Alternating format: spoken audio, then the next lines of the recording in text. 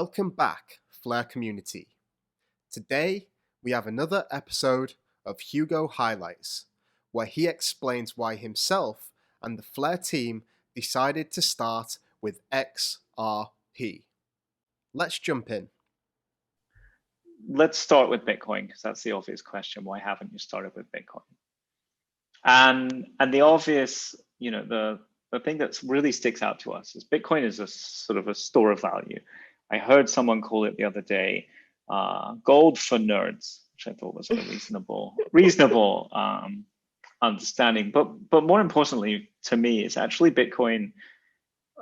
A lot of what I think people perceive Bitcoin as, and certainly in the institutional investment space, some of the large hedge fund managers that are coming into the space, they do perceive it as an alternative to gold. But as yet, they do not perceive it as a payment mechanism. They do not perceive it as something that needs to or requires or can get utility from interacting with DeFi. Of course, some people do, but that's not the prime reason for Bitcoin's existence, generally in the market. Yes, there's some small use cases around DeFi and wrapped Bitcoin and some Lightning Network payments and things like that. But that's not we think what's driving the sort of account opening and the price of Bitcoin or the adoption of Bitcoin, let's say. We think it's an investment sort of kind of centric.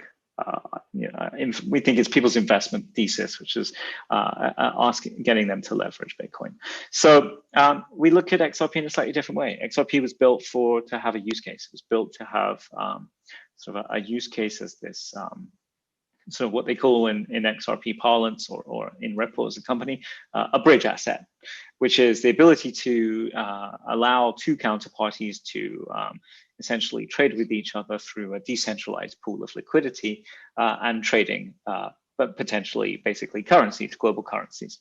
And that's the purpose of XRP. So it's there really as a first and foremost with a sort of business focused or utility focused use case to enable something.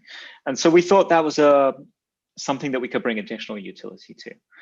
We thought Ethereum has smart contracts, so we don't need to touch Ethereum for today. There's plenty of people scaling Ethereum. If people would like to scale, certain things on Ethereum with Flare, they're welcome to. But we thought that XRP was the place that Flare could bring interesting new use cases beyond the bridge asset use case, and without having to actually in any way so Flare doesn't actually interact with the XRP ledger other than essentially observing it. So it doesn't require sort of anything that the XRP ledger has to build. Doesn't require anything for Ripple to build. It just sort of sits beside XRP, essentially watching it.